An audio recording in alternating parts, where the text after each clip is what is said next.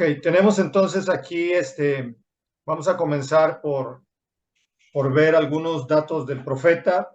Pues el nombre ya lo hemos mencionado, Oseas, del hebreo, Hoshea, y significa salvación. Ese es el significado de este nombre del profeta. En cuanto a su familia, se dice que era hijo de Beeri. Se casó y tuvo 3 hijos, 2 varones y una mujer. El carácter de Oseas, pues es un profeta que al parecer vive en carne propia el profundo dolor de Dios de un pueblo infiel, y de esta experiencia salen sus duras exhortaciones al arrepentimiento y la fidelidad a Dios. ¿Okay? Después vamos a ver algo acerca de su ministerio, que tuvo una duración. Aquí tenemos el dato: predicó durante el siglo VIII antes de Cristo, y su ministerio duró alrededor de 45 años. ¿Qué les parece? O sea, Bueno, toda una vida dedicada al servicio a Dios. Entonces, casi medio siglo predicando. Y el lugar donde él lo hizo fue en el Reino Norte, esto es en Israel. Recordemos que ya la nación de Israel se había dividido en 2 reinos. Después de Salomón, sus hijos dividieron el reino, y tenemos 10 tribus en el área norte, y solamente 2 tribus, Judá y Benjamín, en el sur. Entonces al reino norte se le va a conocer como Israel y al reino sur como Judá. Entonces el ministerio de este profeta tuvo lugar en el norte, es decir, en Israel. Ahí fue donde desarrolló su labor profética durante casi medio siglo. ¿Cómo era la época en que vivió este hombre? Bueno, pues vamos a hablar primero un poquito de las condiciones internas. Oseas vive la época de abundancia de Israel bajo el reino de Jeroboam II, en el 782 al 753 antes de Cristo. En el periodo que siguió a este rey, el gobierno israelita sufrió el colapso político de los siguientes 6 reyes. 4 lo ocuparán por la fuerza sin derecho alguno. Y el reino norte llegó a dividirse en 2 facciones: Israel y Efraín. ¿Okay? Entonces, esto en cuanto a las condiciones internas del reino en donde predicó Oseas. Luego tenemos la situación externa. Fue el tiempo del poder del imperio asirio. Israel, temiendo la invasión asiria, se apresura a tomar medidas de seguridad y toma políticas erróneas. Se alía con Damasco y le declara la guerra a Judá. Por su parte, Judá es apoyada por los asirios, quienes invaden el reino norte y sitian Samaria. Israel cae en el año 721 antes de Cristo. Desaparece como reino y sus pobladores son deportados a Asiria. Entonces, pues a los israelitas les tocó vivir en carne propia esta invasión brutal de parte del imperio asirio, que era en ese entonces era el imperio en turno. Y bueno, el profeta predicó justo antes de esa invasión y advirtió al pueblo acerca de esta guerra. Entonces, es muy significativo tener en cuenta todo este trasfondo histórico, tanto las situaciones, digamos, las luchas intestinas del propio reino de Israel, como las amenazas externas, los movimientos que dieron ahí bélicos, las alianzas políticas que hicieron, y finalmente su colapso, su caída en el 721. Entonces, porque todo esto nos ayuda a comprender mejor también la fuerza, la dureza de las palabras que encontramos en este libro profético. Y justamente vamos a hablar acerca de las características de este documento. En primer lugar, en cuanto a la autoría, el libro fue escrito en su mayoría por el propio profeta Oseas, aunque es probable que el trabajo final lo hayan logrado un grupo de discípulos suyos. Por ejemplo, el primer capítulo está escrito en tercera persona. Entonces, lo que piensan muchos académicos es que, digamos que el grueso del documento, del escrito, fue elaborado por el propio profeta Oseas y, sin embargo, ya después vino una redacción de parte de sus discípulos, donde tal vez agregaron por ahí este primer capítulo como introducción y tal vez algunos otros datos o elementos que vendrían a enriquecer esta profecía. En cuanto a los destinatarios, bueno, pues ya hemos dicho, fue el Reino Norte de Israel. Bien, vamos a hablar ahora del contenido. Junto al libro de Zacarías, el libro de Oseas es el más extenso de los profetas menores. Consta de 14 capítulos y por su temática se puede dividir en 3 secciones principales. Y aquí tenemos un bosquejo del profeta Oseas.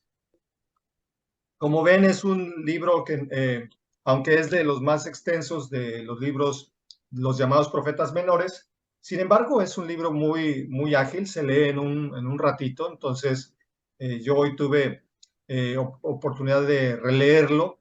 Les decía yo que lo hice en esta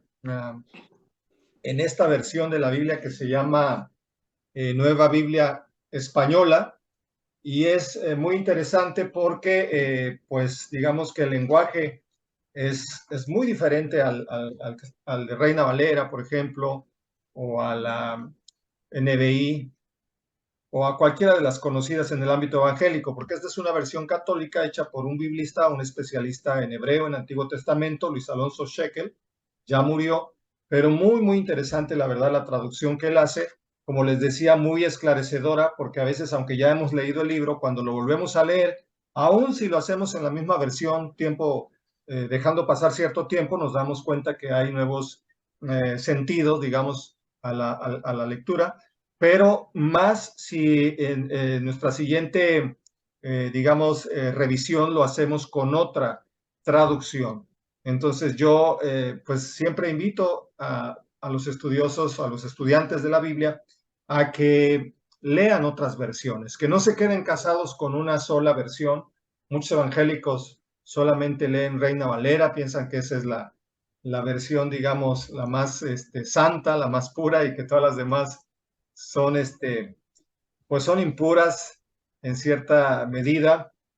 Ha habido inclusive campañas contra algunas versiones de la Biblia. No sé si ustedes supieron, pero cuando salió la nueva versión internacional, hubo casi una campaña de descrédito, ¿no? De ataque a esta versión, diciendo que le habían quitado versículos de la Biblia, le habían cambiado muchas cosas, etcétera. Pero no, realmente lo que buscan todas estas traducciones es tanto actualizar el lenguaje como hacer una revisión, volver nuevamente a los textos antiguos, leerlos en su idioma original y pues cotejar, hacer una evaluación si se ha traducido o no correctamente, y bueno, se vuelve a ensayar una nueva traducción. Entonces, esa es la ventaja de esas nuevas versiones. Recomiendo también la Biblia de estudio Dios habla hoy, que también es una versión diferente, muy buena, muy clara en su lenguaje, que nos ayuda también a comprender mucho más los textos bíblicos. Entonces, bueno, se lee muy fácilmente, ¿no? Yo pienso que ustedes también la han de haber leído en una sentada, digamos. Se lee muy fácil, muy rápido, pero sí hay contenidos, hay textos del profeta Oseas que sí nos dejan de repente pues desconcertados. No sé si les pasó que al leer encontraron por ahí algunas referencias, algunas cosas que dicen, ah, caray, ¿cómo es esto? ¿No? Ya sea porque o no es muy claro, no se entiende, o porque es muy fuerte, ¿no? Lo que se está diciendo ahí a veces choca un poco o nuestra idea, ¿no? De que la Biblia, pues, normalmente se tiene la idea de que solamente habla pensamientos, digamos, positivos, edificantes, y de repente encontramos unas reprensiones muy fuertes, ¿no? Muy duras, usando a veces palabras, digamos, muy rudas también, ¿no? ¿Qué piensas? Sí, realmente sí hay partes muy, para nuestra época, difíciles tal vez de aceptar o de comprender, porque dice uno, ¿cómo les habla así? Entonces sí, yo creo que en nuestra época sería difícil decirlo así, o sea, tienes que buscar la forma, De hecho, pero como comentaba usted al principio, la misma, digamos, el mismo drama que vive el profeta de casarse con una mujer, con una prostituta, pues ya de ahí de entrada eso es un choque, ¿no? Porque usted bien lo decía, uno tiene en mente la idea de un profeta como alguien, pues, santo, consagrado a Dios y todo. Entonces, el que él tenga este tipo de experiencia es algo muy, muy tremendo, ¿no? Sí, miren, ahora tenemos aquí lo que es la temática, ¿no? De Oseas. Y estamos diciendo aquí que el libro de Oseas es una tragedia hebrea, pues desarrolla un drama de amor e infidelidad entre el profeta y su esposa adúltera. Pero lo que llama la atención en este relato es que Dios mismo es quien le ordena al profeta casarse con esa mujer. Entonces aquí surgen las preguntas, ¿cómo puede ser eso? ¿Cómo debe entenderse dicha historia? Bueno, aquí anoto que debido a la claridad con que el biblista Luis Alonso Schockel analiza esta cuestión, voy a citar a continuación la explicación que él da sobre este drama. Dice, el matrimonio de Oseas ha sido y es motivo de interminables discusiones que probablemente nunca llegarán a una solución satisfactoria. Algunos autores piensan que los 3 primeros capítulos son pura ficción literaria, sin base alguna en la realidad. Otros creen que Oseas recibió realmente el encargo de casarse con una prostituta y tener hijos de ella. Otros piensan que Gomer no era una prostituta, sino una muchacha normal que más tarde fue infiel a Oseas y lo abandonó para irse con otro hombre. Por último, hay quienes dicen que Gomer ni era prostituta ni fue infiel a Oseas. Todo se debió a una mala interpretación de los discípulos del profeta. De estas opiniones, la más probable parece la tercera. Gomer no era una prostituta, pero fue infiel a su marido y lo abandonó. Esta trágica experiencia matrimonial le sirvió a Oseas para comprender y expresar las relaciones entre Dios y su pueblo. Dios es el marido, Israel la esposa. Esta ha sido infiel y lo ha abandonado para irse con otro, Baal, o con otros, Asiria y Egipto. Por eso, cuando habla de los pecados del pueblo, los califica de adulterio, fornicación, prostitución. Y cuando habla del amor de Dios, lo concibe como un amor apasionado de esposo, pero de un esposo capaz de perdonarlo todo y de volver a comenzar. Fin de la cita. Bueno, ¿qué les parece esta explicación que da este biblista español? muy entendible, ¿no? Mm, Pues yo creo que sí, independientemente de las controversias que se pudieron dar, él da su propia opinión o su propio criterio en el sentido de lo que él consideró más adecuado, ¿no? En ese sentido, de acuerdo al relato. Probablemente haya sido así, en el sentido de que pues, no era tal como una prostituta Gómez, sino posteriormente se le maneja de esta manera por haber sido infiel contra Oseas, ¿no? Pero bueno, sin embargo, la escritura dice que Dios le manda, ¿no? Que se case con ella. Bueno, desde mi punto de vista, yo creo que es más factible el sentido del mandato de Dios a que se casara con esta mujer a sabiendas que actuaba de esa manera. Pues sí, es normalmente la lectura que se le ha dado, Uh -huh. esta. tomando, digamos, literalmente así el capítulo 1 como una orden que Dios le hubiera dado. Pero para algunos esto choca con la moral Claro. teológica, tanto de Dios como del profeta, porque por un lado, como diciendo cómo Dios le va a pedir a un hombre, a un hombre dedicado, consagrado a él, que cometa esta inmoralidad. Entonces, algunos dirían, sería impropio de Dios, del carácter de Dios, pedirle a un profeta hacer esto. Y por otro lado, si lo que se trataba era de ilustrar, de que fuera una alegoría, o mejor dicho, una analogía entre el pueblo, la infidelidad del pueblo de Israel hacia Dios y el drama que viviera en carne propia el profeta, pues recordemos que en un principio Israel no era un pueblo infiel, sino lo contrario. En un principio Israel era un pueblo fiel a Dios, un pueblo que le conoció, que le amó, que recibió la ley, que caminó con Dios y que fue prosperando. Incluso más adelante en otra clase veremos otro de los profetas que toma justamente la alegoría de una mujer que Dios rescata cuando está a punto de perecer en el desierto y Dios la cuida, le da protección, cuidado, la embellece y justamente cuando llega a esa edad de su desarrollo, de su belleza, se prostituye. Entonces es más esa idea, ¿no? De que el pueblo de Israel no era así. O sea, no era un pueblo corrompido desde el principio, sino era un pueblo sano, fiel, que después se aparta de Dios y se corrompe. Entonces tendría, bajo esa lógica, más sentido que el profeta hubiera tomado una mujer, que ahí ya en el capítulo 1 como que se está adelantando o proféticamente se está anunciando lo que iba a ser su drama, su doloroso drama, pero que en su momento él haya tomado una mujer que era fiel y después se haya vuelto, se haya apartado de su marido hacia otros amantes. Entonces esto sí ilustraría todavía más claramente la, la actitud de Israel, ¿no? También de haber dado la espalda a Dios y haber ido detrás, no solamente de los ídolos, porque ciertamente esta era una de las infidelidades, pero otra era también el irse detrás de los reyes paganos, como los asirios o los egipcios, detrás de estos imperios, esperando recibir su fuerza, su poder, su riqueza, no de Dios, sino de estos imperios que en ese entonces, digamos, estaban en auge, ¿no? Y de esa manera también se estaba cometiendo una gran infidelidad, no poniendo su confianza en Dios, sino en los hombres y particularmente en estos reinos poderosos, ¿no? Ok, Ok. miren, vamos a Yo uh, tengo una duda, a ver sí, hermano, adelante, dígame. si es parte de.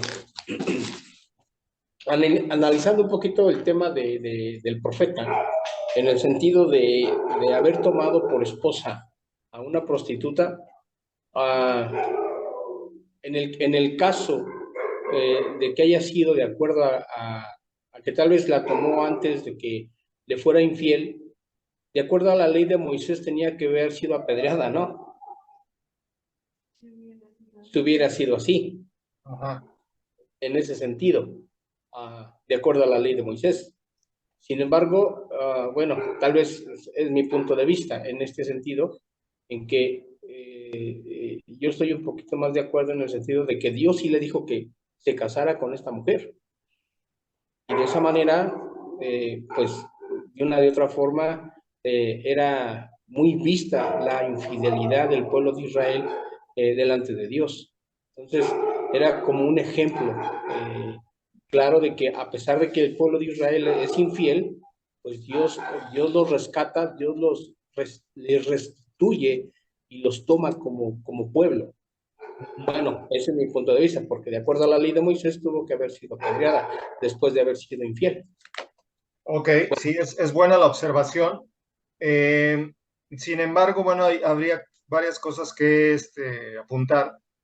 La ¿Mm? primera es que ciertamente la ley tenía muchas, digamos, tenía varias referencias o prescripciones con respecto a los casos de pena de muerte, ¿no?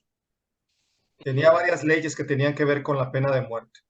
Y una de ellas sí, ciertamente era la del adulterio. Pero de una u otra manera, según lo que he leído y estudiado acerca de los judíos, del judaísmo en esa época, ellos procuraban de una u otra manera y a toda costa, a todo lugar, tratar de evitar un linchamiento o una ejecución, digamos, en este caso, la pena de muerte, ¿no? Entonces, de una u otra manera, se trataba de evitar esa situación. Se podía, ciertamente, aun cuando la ley marcaba eso, pero tal vez había otras maneras en que podían evitar la dureza de esa pena, ¿no? Y una era, pues probablemente dejando a la mujer, no diciéndolo, es decir, no haciéndolo público, porque me hace pensar en la situación de José y María, cuando José se entera de que María está esperando un bebé, pues él no quiere denunciarla públicamente, él simplemente quiere irse en secreto y que nadie sepa y no decir nada, ¿no? Entonces, una manera era eso, ¿no? Una manera de evitar o de salvar que se aplicara la pena de muerte en un caso como este era simplemente no hacerlo público, no denunciarlo, sino simplemente pues disolver o dejar ahí el matrimonio, ¿no? Esa sería una.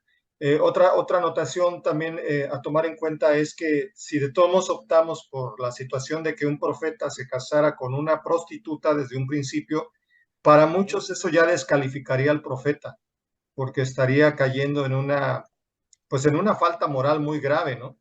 O sea, los profetas eran considerados así los representantes de Dios, ¿no? Digo, era también el caso de los sacerdotes, pero los profetas incluso más todavía eran considerados hombres más consagrados porque recordemos que incluso los profetas reprendían a los sacerdotes, ¿no? Hay muchos casos de sacerdotes que cometieron graves faltas y eran los profetas los que los reprendían. Entonces se tenía todavía más la idea de que el profeta era un hombre pues sin doblez, ¿no? O sea, todavía del sacerdote se podía esperar doblez, hipocresía, etcétera, pero de un profeta no.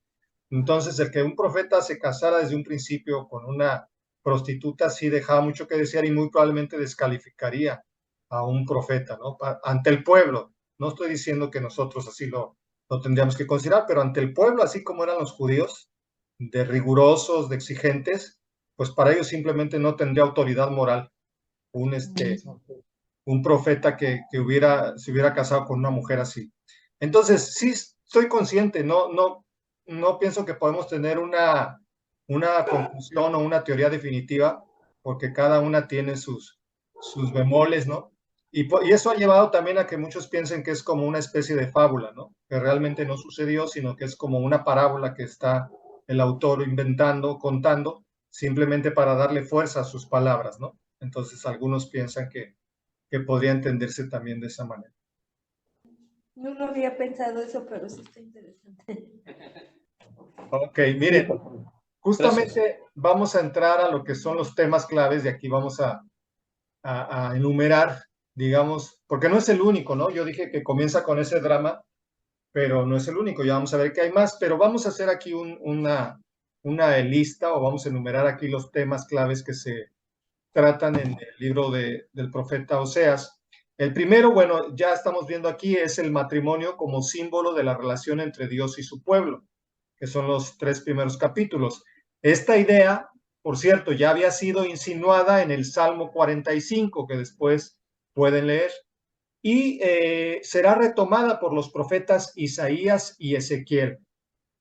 Ahora bien, en el Nuevo Testamento también se usa en este mismo sentido, ¿sí?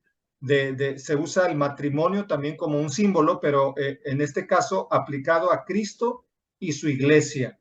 Y ahí tenemos algunas referencias como son Efesios capítulo 5 y Apocalipsis 19. Ahí también Dios es el esposo, pero la esposa ya no es la nación de Israel, sino es la iglesia, ¿no? Entonces, digamos que ese es un primer tema muy, muy interesante, el del matrimonio, ¿no? El que trata este libro profético. Bien, el segundo tema clave es la denuncia de la injusticia social. Tenemos un ejemplo ahí en el capítulo 4, versículos 1 y 2, que sería bueno si lo podemos leer. A ver, si tienen por ahí su Biblia a la mano o a la vista. Capítulo 4, versículos 1 y 2, ¿qué dice? Escuchen, israelitas, la palabra del Señor, porque el Señor va a entrar en juicio contra los habitantes del país. Ya no hay entre mi pueblo fidelidad ni amor, ni conocimiento de Dios. Hasta la verdad, cunden más bien el perjurio y la mentira. Abundan el robo, el adulterio y el asesinato. Un homicidio sigue a otro. Ok, entonces ahí vemos que ya Dios dice que Él está entrando en pleito con el pueblo, pero porque, y ahí viene una enumeración de varios pecados con una dimensión social que se mencionan. Aquí en esta versión de Dios habla hoy, dice, porque aquí ya no hay lealtad entre la gente, ni fidelidad, ni conocimiento de Dios. Abundan en cambio el juramento falso y la mentira, el asesinato y el robo, el adulterio y la violencia, y se comete homicidio tras homicidio. Entonces vean ustedes cómo es un tema muy fuerte que vimos que ya es inaugurado por el profeta Amós, el de la denuncia social, pero lo van a retomar otros profetas, entre ellos Oseas. Entonces, Dios pleitea contra la falsa religiosidad y la contrasta con la misericordia, algo que es muy importante. Y hay varios versículos ahí que estamos mencionando, los pueden ver después con calma, pero en particular me gustaría que leyéramos la cita del capítulo 6, versículos 4 al 6. Ajá. ¿Qué haré de ti, Efraín? ¿Qué haré de ti, oh Judá? La piedad vuestra es como una nube de la mañana y como el rocío de la madrugada, que se desvanece. Por esta causa,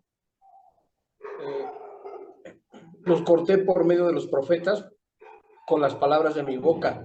Los maté y tus juicios serán como luz que sale, porque misericordia quiero y no sacrificios, y conocimiento de Dios más que holocaustos. Ok, entonces vean qué palabras tan tremendas, sobre todo este último versículo, el 6. Qué tremendo, ¿no? Porque para una sociedad acostumbrada a digamos, una religiosidad, mejor dicho, cuya mecánica eran los sacrificios, pues aquí Dios por medio del profeta les dice, misericordia quiero y no sacrificio, conocimiento de Dios antes que holocausto. Entonces ya aquí nos está diciendo que la verdadera adoración a Dios tiene que ver con esto, con conocerle a Dios y con tener misericordia de nuestro prójimo. Esto nos lleva también a pensar ya en el Nuevo Testamento cuando a Jesús le preguntan acerca del gran mandamiento de la ley y justamente él resume toda la ley diciendo amarás al Señor tu Dios con todo tu ser y a tu prójimo como a ti mismo. Entonces, es de alguna manera lo mismo que está diciendo aquí el profeta Oseas.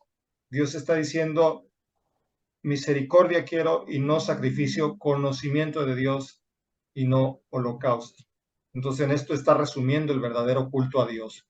No son tanto las cosas externas lo que agradan a Dios, sino en nuestro corazón, nuestra fidelidad a Dios y la misericordia para con nuestro prójimo.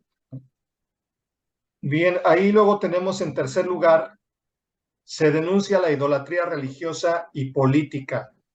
La primera se da cuando se rinde culto a objetos de confección humana, por ejemplo, los becerros de Samaria, y ahí están las citas. La segunda clase de idolatría se da cuando se rinde culto a los reyes, ahí tenemos las referencias, y se hacen alianzas con gobiernos extranjeros corruptos.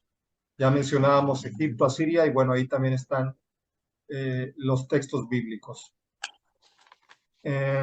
Entonces es muy importante esto, ¿no? Entender que la infidelidad o la idolatría religiosa no es solamente cuando se da culto a otros dioses, sino también cuando se rinde culto a reyes, a gobernantes, y se hacen alianza con estos gobiernos corruptos, ¿no?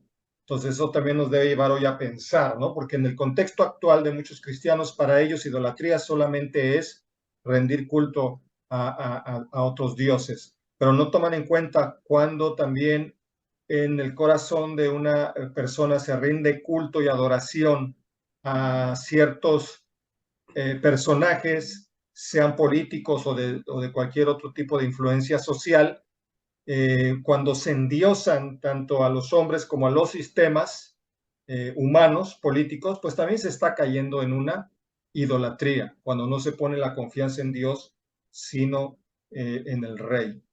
¿Okay? Bien, luego el cuarto tema clave es conocer a Yahvé. Conocer a Yahvé es obedecerle. Y aquí me gustaría ver estos versículos, a ver si me ayudan con la lectura. Capítulo 4, versículo 6. Capítulo 6, versículo 3. Y bueno, el 6 ya lo leímos. Pero a ver, 4, 6, ¿qué dice? El 4:6. Mi pueblo fue destruido porque le faltó conocimiento, por cuanto desecharon el conocimiento, yo te echaré del sacerdocio, y porque olvidaste la ley de tu Dios, también yo me olvidaré de tus hijos. Ah, qué fuerte ese versículo, ¿no? Sí. Entonces, dice aquí, mi pueblo pereció porque le faltó conocimiento. Y no es, pienso aquí el sentido, un conocimiento teórico, digamos, intelectual, sino el conocimiento personal, íntimo, espiritual de Dios. ¿Ok? Es el no conocer a Dios personalmente, ¿no? No profundizar en esa conexión espiritual. Esa es la gran falta, ¿no? En el capítulo 6, versículo 3. Dice, 6:3 yo lo tengo. Dice, ¿qué voy a hacer contigo, Efraín? ¿Qué voy a hacer contigo, Judá? no, ese No es el es- 4. En Versículo 6:3. Conozcamos al Señor, vayamos tras su conocimiento. Tan cierto como que sale el sol, Él habrá de manifestarse. Vendrá a nosotros como la lluvia de invierno, como la lluvia de primavera que riega la tierra. Sí, qué bonito este versículo. En esta versión de Dios habla hoy dice, esforcémonos por conocer al Señor. El Señor vendrá a nosotros tan cierto como que sale el sol. Ah, qué bonito. Entonces es una exhortación a hacer un esfuerzo por conocer a Dios, ¿no? Y luego ya en el versículo 6 es lo que leíamos, ¿no? Misericordia quiero y no sacrificio, y conocimiento de Dios antes que holocausto. El conocer personalmente a Dios, lo cual en la práctica significa obedecerle. ¿Verdad? Eso es el conocer a Dios. Número 5, tenemos también el tema de la relación padre-hijo como símbolo de Dios con su pueblo. Fíjense, no solamente se usa la figura del matrimonio como alegoría de la relación entre Dios y su pueblo, sino también la figura de la relación de padre-hijo también es símbolo del trato de Dios con su pueblo, ¿no? Ahí está en el capítulo 11, versículos 1 al 4. A ver si lo podemos leer. Ajá, dice así, desde que Israel era niño, yo lo amé. De Egipto llamé a mi hijo, pero cuando más lo llamaba, más se alejaba de mí. Ofrecía sacrificios a sus falsos dioses y quemaba incienso a las imágenes. Yo fui quien enseñó a caminar a Efraín. Yo fui quien lo tomó de la mano, pero él no quiso reconocer que era yo quien lo sanaba. Lo atraje con cuerdas de ternura, lo atraje con lazos de amor. Le quité de la cerviz de yugo y con ternura me acerqué para alimentarlo. Qué bonito, ¿no? Esta descripción. Aquí en la Nueva Biblia Española dice el último renglón, me inclinaba y les daba de comer. O sea, toda una figura muy paternal, ¿no? Así como un padre cuidando a su hijo, alimentándolo, etcétera, llevándolo en sus brazos. Pues así dice Dios, así yo me comporté con Israel. Pero ellos, dice, cuanto más los llamaba, más se alejaban de mí y ofrecían sacrificios a los Baales. Entonces, vean ustedes las figuras tan dramáticas, ¿no? Que usa el profeta Oseas para representar la relación entre Dios y la nación de Israel. Ok, número 6. Dios usa naciones paganas para castigar a su pueblo. Ahí tenemos algunas referencias, no las vamos a leer, pero ya hemos apuntado este dato que tanto específicamente el profeta habló de Asiria, de la invasión de los asirios, lo cual se cumplió justamente en 721 antes de Cristo. Los asirios invadieron todo el reino norte y se llevaron cautivas a las 10 tribus del norte de Israel. Entonces, Dios mismo los había advertido de esto, y aquí el punto es que él mismo usó estas naciones paganas para castigar a su pueblo, ¿no? Una cosa muy, muy tremenda, muy fuerte, pues difícil, ¿no? de entender también, pero los profetas así lo presentaban, ¿no? O sea, va a pasar esto, pero porque ustedes se han apartado de los caminos de Dios, se han olvidado de la misericordia, etcétera. Entonces viene esto tan terrible, ¿no? Ok, en séptimo lugar, tenemos que con todo, y este es otro tema, Dios sigue amando a su pueblo por pura gracia y se compadece de ellos. Aquí hay dos pasajes. Vamos a leer el segundo, que es en el capítulo 14 de Oseas, versículos 4 al 7. A ver si me ayudan a leerlo. Sí, claro. Dice, yo sanaré su rebelión, los amaré de pura gracia, porque mi ira se apartó de ellos. Yo seré a Israel como rocío. Él florecerá como lirio y extenderá sus raíces como el Líbano. Se extenderán sus ramas y será su gloria como la del olivo, y perfumará como el Líbano. Volverán a ser, volverán y se sentarán bajo su sombra, serán vivificados como trigo y florecerán como la vid. Su olor será como el vino del Líbano. Ok. Y luego viene este versículo tan, tan hermoso, que es el versículo 4, que dice, Yo sanaré su rebelión, los amaré de pura gracia, porque mi ira se apartó de ellos. fíjese esta palabra tan hermosa, los amaré de pura gracia. Aquí en el Antiguo Testamento tenemos ya el concepto de la gracia, ¿no? Y no solo en este texto, sino en muchos más, pero aquí especialmente en esta traducción se usa la palabra gracia. Y Dios ama por gracia, aún en tiempos de la ley, en tiempos de lo que llamamos Antiguo Testamento, ya hay declaraciones de que el amor de Dios es por gracia, no es porque lo merezca nadie, ni el pueblo de Israel, ni nosotros los cristianos, nadie. Dios nos ama por pura gracia y Dios nos bendice por gracia.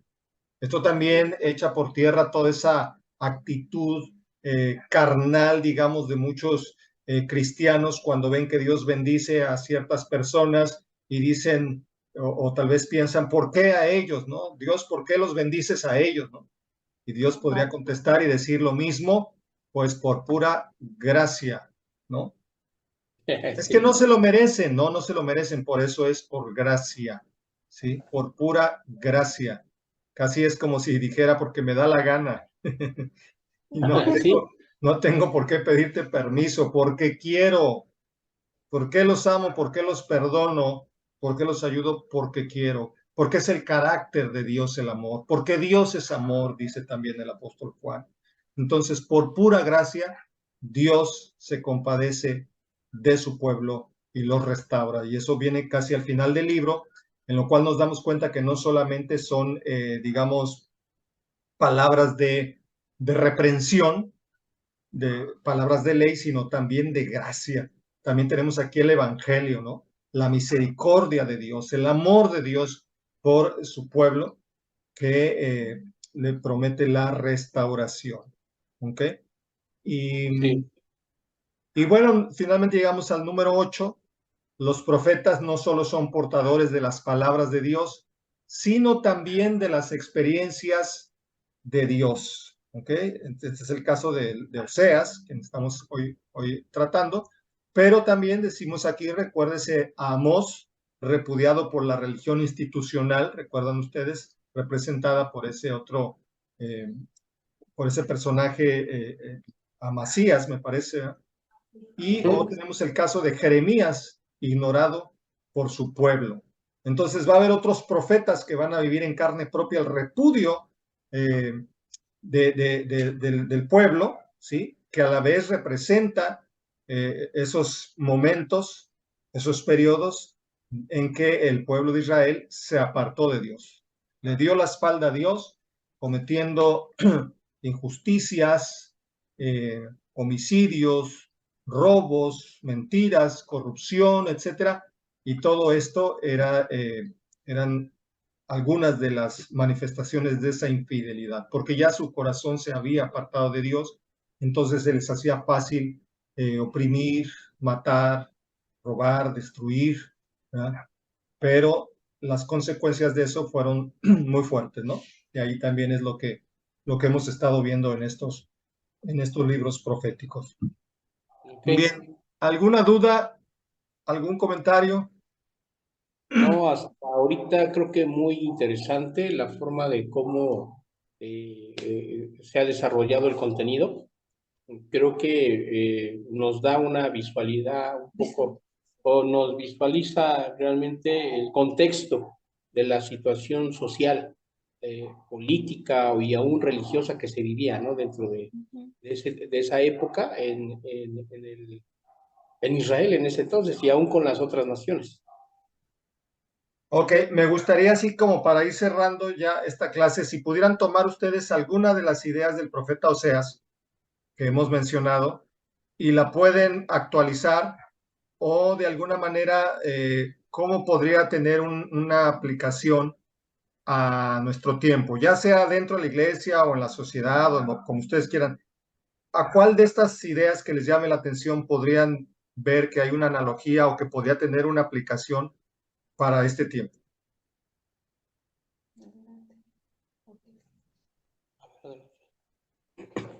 Pues yo le veo una aplicación precisamente, por ejemplo, cuando en las cárceles, ¿no?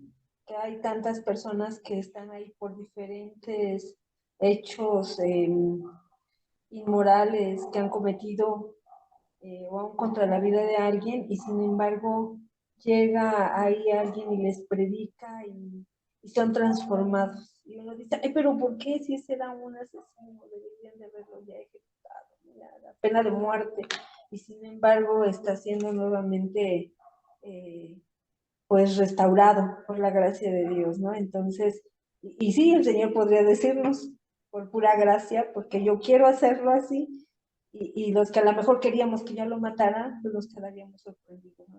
Ay, Señor, ¿cierto? Y la verdad que se levantan y son personas que trabajan mucho por el Evangelio, porque como les perdonó el Señor tanto, ellos están difundiendo, siendo testigos de Dios en todos lados y pues es sorprendente. Yo le vería esa aplicación. Sí, ok, sí me gusta, tiene razón. Muchas veces, sobre todo de las personas que socialmente han sido más estigmatizadas, más repudiadas, cuando vienen a una experiencia de conversión, cuando conocen a Dios y cambian o transforman su vida, mucha gente no les perdona, ¿no? Todavía su pasado y dicen, pero este era esto, aquello y el otro, y cómo ya de repente ya dice que es cristiano y ya Dios lo perdonó. Bueno, es que así es la misericordia de Dios. Y ante Dios todos somos pecadores, ¿no? Sea que se cometan pocos o muchos pecados o cierto tipo de pecados, ante Dios todos estamos reprobados. Claro que socialmente tiene diferentes, digamos, repercusiones los actos que cometemos, ¿no? No todos tienen la misma gravedad ni el mismo tipo de castigo, etcétera, pero ante Dios todos estamos reprobados. Pero Dios nos perdona por su gracia, por su misericordia. Y aquí lo vemos ya en medio de este contexto tan duro, ¿no? De profecías tan fuertes como las que dio Oseas. ¿Algún comentario más? ¿O alguna duda? Bueno, tal vez una aplicación que le podemos dar también es en el sentido del predicar en estos tiempos o denunciar la situación de la corrupción y aún de la inmoralidad que se vive dentro de la sociedad o dentro de las cuestiones políticas y haciéndoles saber, ¿verdad? Que Dios tiene un plan, que Dios tiene misericordia a pesar de sus condiciones y que los puede perdonar por pura gracia. ya no tanto ni por sus hechos, ni porque si son buenas personas o son malas personas, sino por la gracia de Dios. Sí, es correcto. Entonces, pensar también en los aspectos sociales. De hecho, los profetas eran, digamos, revolucionarios sociales. Hoy estaba justamente trabajando en la traducción de un artículo que estudia y analiza a los profetas desde esa perspectiva social, ¿no? Que es algo que muchas veces no se ve. Se recurre mucho y se cita con mucha frecuencia a los profetas, pero solamente en aspectos, digamos, que tienen que ver con la iglesia, ¿no? O con aspectos meramente morales, pero más que tienen que ver con la persona, con el individuo. Pero muy pocas veces se toma en cuenta la dimensión social de los profetas, que era muy fuerte, ¿no? Ellos denunciaron actos muy fuertes, lo vamos a ver sobre todo en Isaías, en Jeremías y en otros profetas, o sea, lo vimos en Amós. Entonces ellos tenían una dimensión social tremenda, ¿no? Reprendían pecados como la explotación a los pobres, el olvidarse de las viudas, de los huérfanos, ¿no? Aprovecharse de ellos. Aprovecharse del débil, ¿no? Del anciano, del extranjero, etcétera. Entonces, lo vamos a ver sobre todo en Isaías, la fidelidad tenía mucho que ver con el amor al prójimo. O sea, Dios decía, si tú no amas a tu prójimo, pues eres infiel al pacto, eres infiel a mí, porque no estás demostrando tu amor al prójimo. Y esto me recuerda a algo que va a decir en el Nuevo Testamento el apóstol Santiago. ¿Es Santiago o es Juan?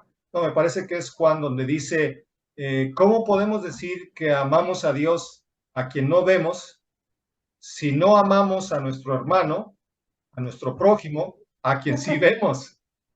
Sí, es Juan. Es Juan, ¿verdad? Entonces, Sí. allá hay una contradicción tremenda, ¿no? Y curiosamente muchos cristianos viven en esa disonancia cognitiva, ¿no? Porque dicen, yo amo a Dios, pero por otro lado no aman a su prójimo. No tienen misericordia, ni compasión, ni perdonan, ni ayudan, ni nada. Dicen, pero yo amo a Dios, los demás no me importan. Pero mientras yo esté bien con Dios, no, pues déjame darte una mala noticia. No puedes estar bien con Dios si no estás bien con tu prójimo.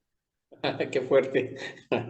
No es lo mismo que dijo Jesús, si traes tu ofrenda al altar y ahí te acuerdas que tu hermano tiene algo contra ti, deja ahí tu ofrenda, todavía no la presentes, no la ofrezcas, ahí por ahí encárgala. Ve, reconcíliate con tu hermano y después regresa y presenta tu ofrenda, ¿no? Entonces, ¿qué nos da a entender? Que Dios dice, no voy a recibir tu ofrenda, lo que tú me traigas, tus cantos, tus oraciones, tus ofrendas, si tú no estás bien con tu prójimo. La principal ofrenda que Dios quiere es que estemos bien con nuestro prójimo, que amemos a todos aquellos que nos rodean, a nuestro prójimo como a nosotros mismos. Ese es el mejor culto que le podemos dar a Dios. Entonces, bueno, por ahí va toda esta exhortación profética, ¿no? A mí me llama la atención que Jesucristo pues tenía también esa dimensión social, bueno, creo que es el más sobresaliente de todos, ¿no? Para denunciar el mal, para denunciar la injusticia, para buscar que, incluso muy sorprendente en su época hacia la mujer, ¿no? Esa diferencia hacia la mujer, a condenarla. Entonces Jesús tiene esto que tienen los profetas, ¿no? Muy marcado y que a veces sí, la iglesia cristiana lo hemos perdido eso de luchar por el bien de todos, porque estén mejor, porque no les cometan una injusticia, ya no lo denunciamos. Y yo creo que esa es una enseñanza muy importante también para nuestra época. Ok, entonces tenemos que decir aquí que los profetas están vigentes. El ministerio profético está vigente, pero no es este pseudo profetismo que hoy se practica en muchas iglesias, ¿no? Sobre todo de corte neopentecostal y carismático, de que cualquiera se dice profeta, ¿no? Y piensa que profetizar es entrar en una especie de éxtasis, ¿no? Y temblar y cambiar la voz y decir Dios te dice o Dios les dice, ¿no? No, profeta es hablar como hablaban los profetas, ¿sí? Es denunciar lo que denunciaban los profetas y es predicar el evangelio, la gracia y la misericordia de Dios, como lo hacían también los profetas. Y ya hemos dicho aquí que profeta es el portavoz de Dios. Así que en una iglesia el profeta es el predicador, la predicadora, aquella persona que da la palabra de Dios. En ese momento está siendo el profeta de la congregación, de la iglesia, ¿sí? Aunque sea en un sermón, porque algunos dicen, no, es que ese es el sermón, esa es la predicación. Eso no importa. Él es el portavoz, él o ella son los portavoces ahí, en esas iglesias, en esas congregaciones, por lo tanto son los profetas de Dios. ¿Okay? No es que sea parte o que sea diferente, porque en algunas iglesias dicen, ah, bueno, ya eso fue el sermón, ahora aquí viene la profecía, ¿no? Y quieren empezar ahí a entrar en éxtasis y dar profecías, ¿no? No, ahí cuando se habla la palabra de Dios, ahí se tiene que escuchar la voz del profeta o de la profetisa que está hablando de parte de Dios, que ha buscado a Dios en oración, en estudio de la palabra y que se para ahí a dar palabra de Dios. En ese momento ahí tenemos la voz del profeta o de la profetisa. Yo tengo ahí una duda, porque, por ejemplo, el profeta entra dentro de los 5 ministerios o llamados ministeriales, ¿no? Apóstol, profeta, pastor, evangelista y maestro. Entonces, ese llamado ministerial del profeta es diferente, ¿no? Al del pastor cuando expone la palabra y desempeña esta labor del profeta. Claro, porque hay ministerios que se dedican solamente a eso, a ser portavoces de la palabra. El pastor cumple una función profética cuando está predicando la palabra, pero hay quienes se dedican de lleno, digamos, a ser portavoces de la palabra. Así como el pastor también en algunos momentos es maestro y en otros puede ser evangelista, ¿sí? Pero también puede ser profeta, pero hay ministerios también de tiempo completo dedicados a la enseñanza, a la evangelización, a la profecía, al apostolado o al pastorado. Entonces sí, se combinan, digamos, hay un momento en que se pueden combinar estos ministerios, aun cuando se reconoce que también hay esos ministerios de tiempo completo, digamos, o llamados, digamos, completos a servir en alguna de esas áreas. ¿Okay?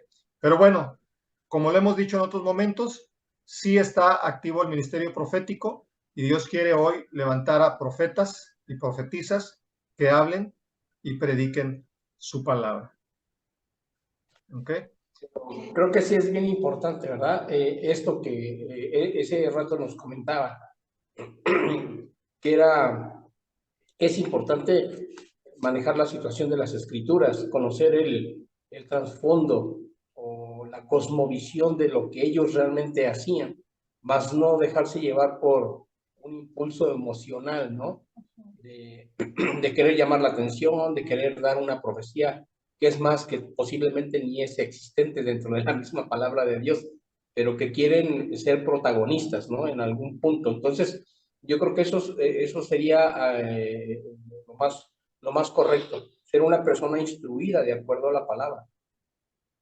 Así es correcto. Como hemos dicho en otras clases, el el profeta cumplía más de 20 funciones, ¿sí? No era nada más predecir el futuro, sino tenía muchas y muy diversas funciones que ya hemos estudiado. Entonces, no es tan fácil pararse y decir que alguien es profeta. Yo pienso que es un ministerio de una envergadura tal que les queda pues muy grande a muchas personas que se autoproclaman profetas, como también aquellos que se autoproclaman apóstoles, ¿no? O sea, es una camisa de una talla muy grande que no llena, ¿no? Tan fácilmente. Entonces, primero que se pongan a estudiar lo que era un profeta, lo que era un apóstol, antes de decir soy profeta o soy apóstol. Pero sí, ahí están esos ministerios, son legítimos. Entonces, solamente que hay que conocerlos, hay que estudiarlos, y una vez que uno pues siente y sabe que tiene el llamado, hay que practicarlos. ¿Okay? Muy bien, pues bueno, hasta aquí yo creo que vamos a dejar por hoy nuestra clase. Gracias, hermanos, por su atención. Estuvo muy interesante Muy bonita. la clase el día de hoy. Ok, Bueno, hermano, pues gracias. pero fue muy buena. Ok, Claro que sí. Gracias. Muchas ok, gracias. hermano, saludos.